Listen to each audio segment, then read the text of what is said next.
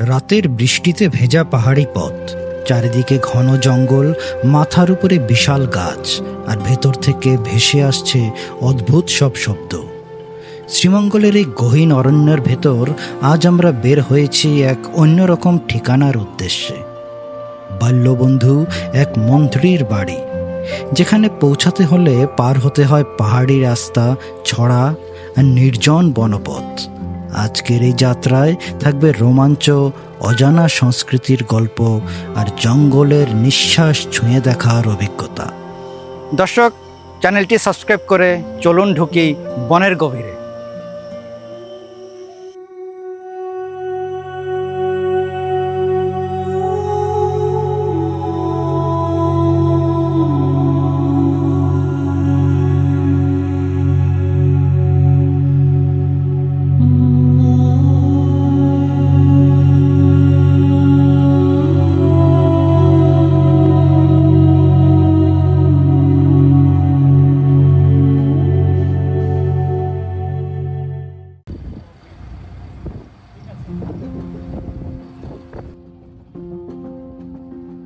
রওনা দিয়েছি মৌলভীবাজার থেকে।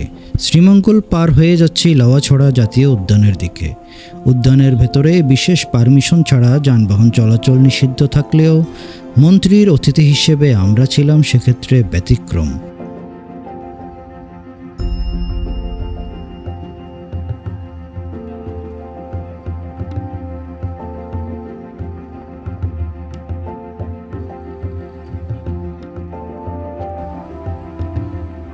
কিছু দূর যেয়ে শুরু হলো হাঁটা পথ। আজকে আমার সঙ্গী বন্ধু রাশেদ ও লিও।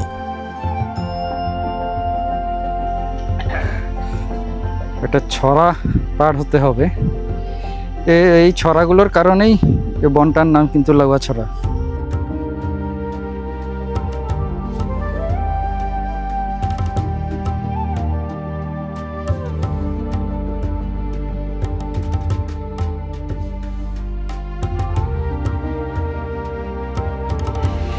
দর্শক, এই রকমের মন্ত্রী বাড়ির রাস্তা কেউ দেখেছেন?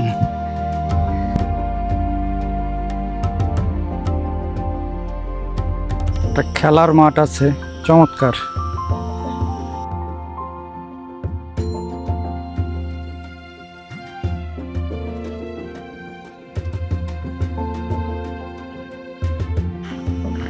এরকম অনেক ছোট ছোট ছড়া।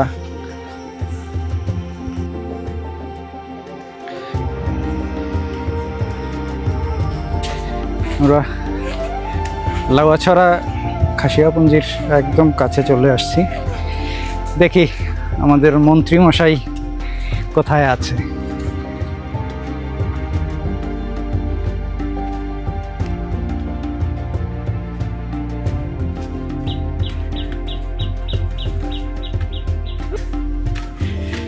এই তো আমাদের মন্ত্রীরে পেয়ে গেছি। কতদিন পর দেখা দোস্ত। হ্যাঁ, আমার একেবারে ছোটবেলার বন্ধু, তবে অনেক দিন দেখা হয় নাই ওর সাথে। প্রায় কত বছর হবো? 30 বছর, 30 বছর হবে। মাঝে মাঝে কথা হইতো, কিন্তু দেখা হয় নাই অনেক দিন পরে। এই হলো লাউয়াছড়া খাসিয়াপুঞ্জির মন্ত্রী। আমরা আসলে মন্ত্রীটা ওই যে বাংলায় উচ্চারণ করলে হয়, আমরা বলি মান্ত্রী। মন্ত্রী, হ্যাঁ দোস্ত, আমারে মন্ত্রী বানাইলো। তুমি প্রধানমন্ত্রী হয়েছি ভাই।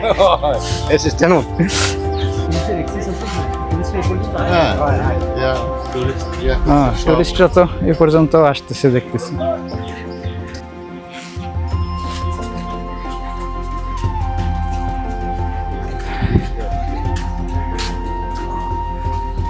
এটা হইল মন্ত্রীর বাড়ি।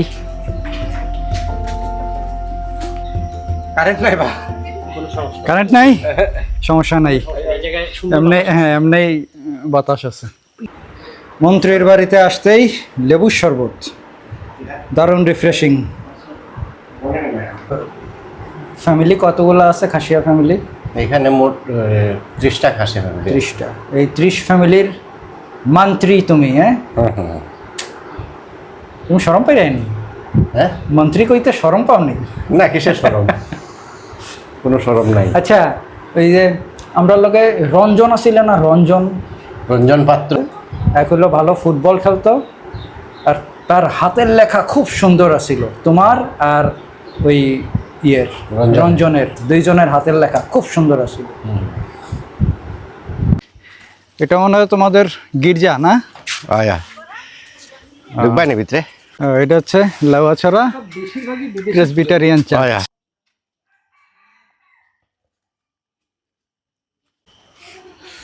আচ্ছা ফিলা, হ্যাঁ আগে তো এরকম মনে হয় এত ট্যুরিস্টের এক্সিস এরকম তোমাদের কমিউনিটির ভিতরে ছিল না।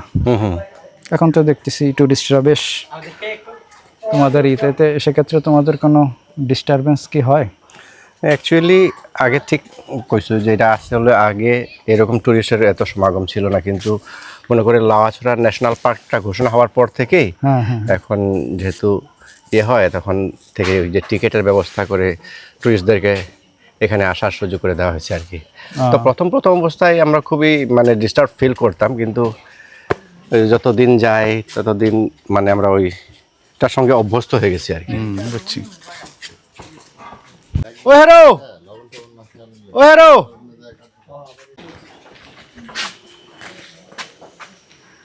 তোমরা এখানে কোনো ইয়া নাই আর কি। কেটা এই জায়গাটা ধরো আমরা যে এই জায়গাতে উঠবো, পরে কি বামে যাব না ডানে যাব, ডিরেকশন নাই, কোনো ডিরেকশন নাই যে কোন জায়গায় গেলে কি পাওয়া যাবে না। প্রবলেম আছে, যার ফলে লোকজন এই সকলটা ঘুরতেছে।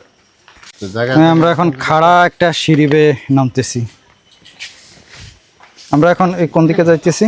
রেল লাইনের দিকে। হ্যাঁ, রেল লাইন, রেল লাইনের দিকে না? ও আচ্ছা আচ্ছা।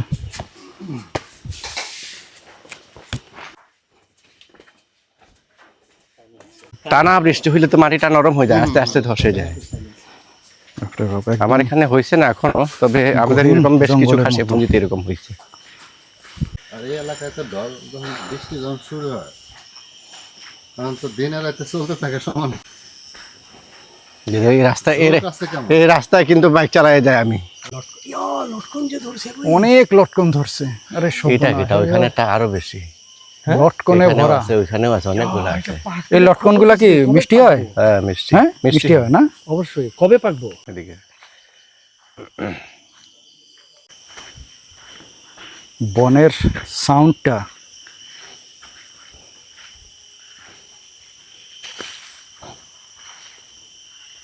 তো তোমাদের এখানে পানির সাপ্লাই করতে গেলে এর নিচে আছে নিচে? টিউবওয়েল, অনেকগুলা টিউবওয়েল আছে, পরে ওটা পাইপলাইন দিয়ে মোটর দিয়ে এখানে মোটর দিয়ে তোলা হয়। দেখা যায় তুমি এই রাস্তায় বাইক চালায় যাও? আহ,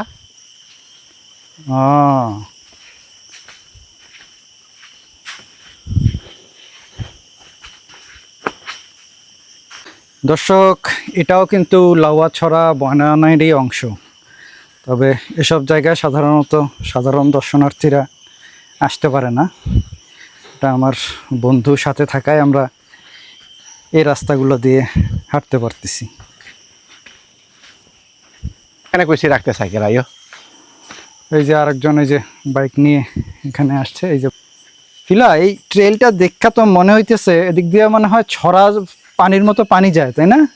হ্যাঁ হ্যাঁ, ছড়ার মতো, যখন বৃষ্টি হয় তখন এটা পুরো ছড়ার মতোই হয়ে যায় এটা। ওরে সর্বনাশ। আর এই কারণে এই রাস্তাটা এরকম তো অবস্থা। এই ছড়া পানি থাকা অবস্থায় তোমরা এদিক দিয়ে বাইক নিয়ে যেতে পারো? হ্যাঁ পারি। ওরে বাবা রে বাবা, পানের ইয়া না বরজ না হ্যাঁ, হ্যাঁ। ফিলা? হুম ও, এই গাছে সব পান উঠছে। হুম। এগুলো কি আমাদের জন্য? হ্যাঁ বুঝছস? ও হুম। ও আচ্ছা, এখানে কে দিয়া গেল কে বাইক জঙ্গলের মধ্যে? আমার মানুষ ও, মন্ত্রী বলে কথা, মন্ত্রীর মানুষজন এ, আমাদের এটার জন্য যে দুইটা sound। বাইক এখানে রেখে দিছে। এটাও আর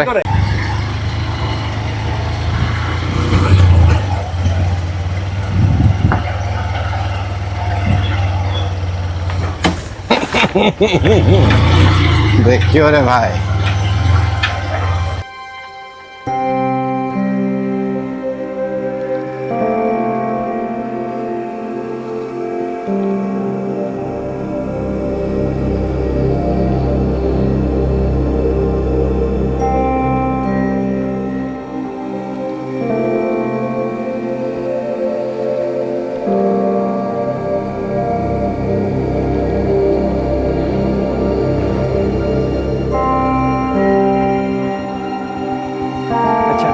আমরা এই লাইন ধরে যাইব না নি?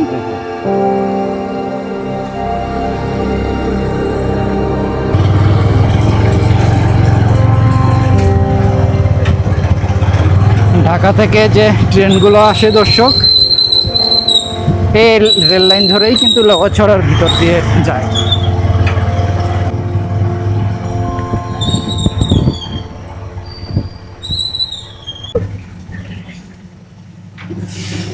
দর্শক, বলতে বলতেই আমরা ট্রেনও পেয়ে গেলাম।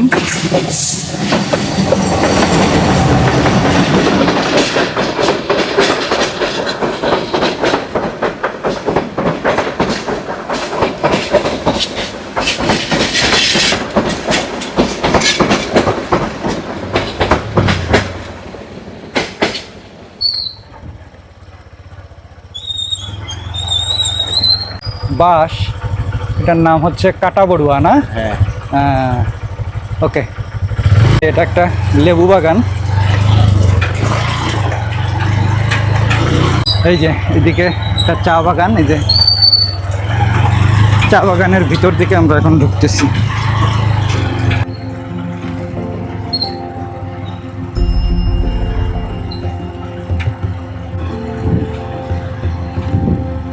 আমরা এখানে বইতে পারি, বুঝছেন, কিন্তু ওইদিকে বইতাম না, আরো সামনে যাবো। হ্যাঁ, আচ্ছা,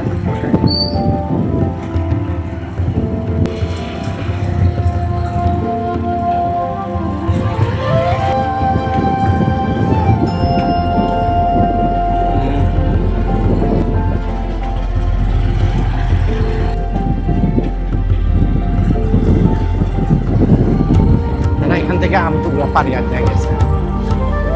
এখান থেকে আম্পায়ার না, এখানে বসবো, খোলামেলা জায়গা, সুন্দর, চমৎকার।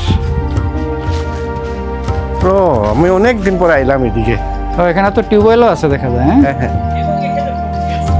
ফোরজি আছে? রিয়েলি? সত্যি? মাছ মারতা কোন জায়গায়? এখানে ওই যে ভাড়াউড়া লেখে নিচে ছড়া। ও, এখানে ছড়া। ও আচ্ছা আচ্ছা, এই তো ছড়া। দর্শক, ছড়াটাও তাহলে আপনাদেরকে একটু দেখাই।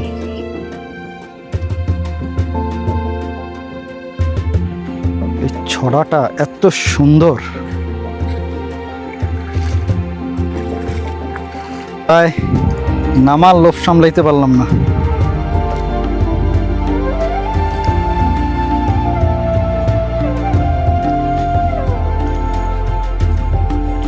একদম স্বচ্ছ পানি।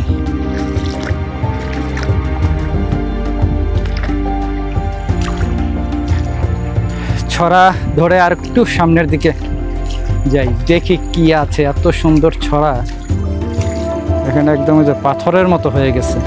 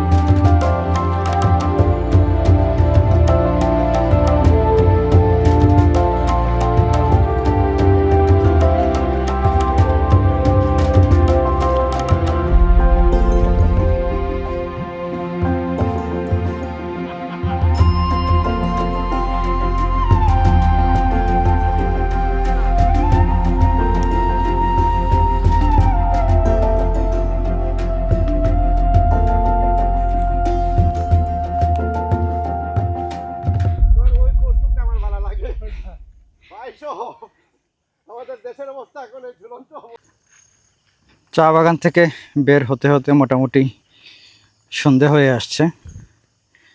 আমাদের মন্ত্রী বন্ধু ফিলাসহ বাকি দুই বন্ধু নামতেছে, আমরাও নেমে এখন চলে যাব শ্রীমঙ্গল শহরের দিকে।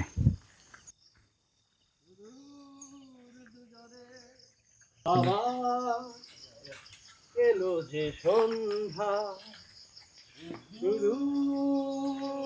দুজনে চলো না ঘুরে আসি অজানাতে যেখানে নদী এসে নেমে গেছে।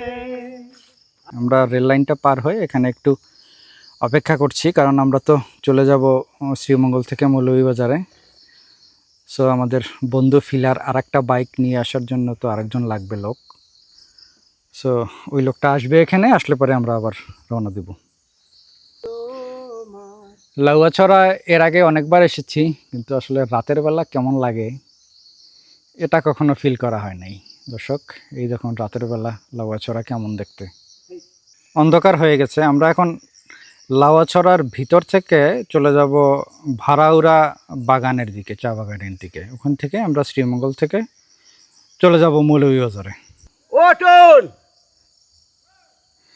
এই যে রাতের বেলা ডাক দিল, ওখান থেকে ওর রিপ্লাই দিল আবার।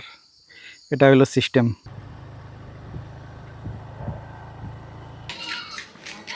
দর্শক, আমরা এখন আসছি ভাড়াউড়া চা বাগানে। আমার পায়ে কি যেন একটা কামড় দিয়েছে, একটু দেখতে হবে। সম্ভবত আঙ্গুল ফুলে গেছে বাগানের ভিতরে। পায়ে কিছু একটা কামড়েছে, এই যে পা মোটামুটি ফুলে গেছে। আচ্ছা, রঞ্জন পরে ফুটবলটা কন্টিনিউ করলো না কেন দোস্ত? মানে কোনো না কোনো কারণে আমরা আসলে মৌলভীবাজারের এই বয়স হোস্টেলে যারা থাকতাম, এগুলা তো মনে করো কোনো খাসিয়া পুঞ্জি চা বাগান থেকে যারা হতদরিদ্র ছেলেপুলে আছে তারা এখানে থাকতো। আচ্ছা আচ্ছা। এই রঞ্জন পাত্র এক সময় কলেজে পড়ার পর কোনো এক সময় ধর্মের প্রতি তার একটা আসক্ত হয়েছে। পরবর্তীতে সে ধর্মের একজন পালক হয়েছিল, আমরা যাকে বলি পাস্টর। আচ্ছা আচ্ছা। সোজা বাংলায় বলি পাদ্রী। সে পরবর্তীতে পাদ্রী হয়েছে। এখানে একটু আজব একটা দোকান দেখলাম, এখানে পুরো দোকানটায় গ্রিল লাগানো। জানি না কি কারণে, আফ্রিকায় সাধারণত এ ধরনের দোকান দেখা যায়। দর্শক, আমরা এই মুহূর্তে রয়েছি ভাড়াউড়া বাগানে। আমার মন্ত্রী বন্ধু ফিলার সাথে আসলে এখনই আমাদের শেষ। আমরা এখন বিদায় নিব ফিলার কাছ থেকে। আমরা এখান থেকে চলে যাব মৌলভীবাজার। বন্ধু, থ্যাংক ইউ, অনেক অনেক হেল্প করলায়। থ্যাংক ইউ, আবার আসবো। হ্যাঁ, শ্রীমঙ্গলে নেবে ঐতিহ্যবাহী সুধা মিষ্টান্ন ভান্ডারে আমরা কালো আম খেলাম। আমাদের শেষ। দর্শক, শ্রীমঙ্গল থেকে আজকের মতো এখানেই বিদায় নিচ্ছি। দেখা হবে পরবর্তী কোনো এপিসোডে নতুন কোনো জায়গায়। সে পর্যন্ত সবাই ভালো থাকবেন। I recall the gentle rain and the fading of the season, the way you stayed, though you couldn't remain. I remember golden haze and the way your eyes would find me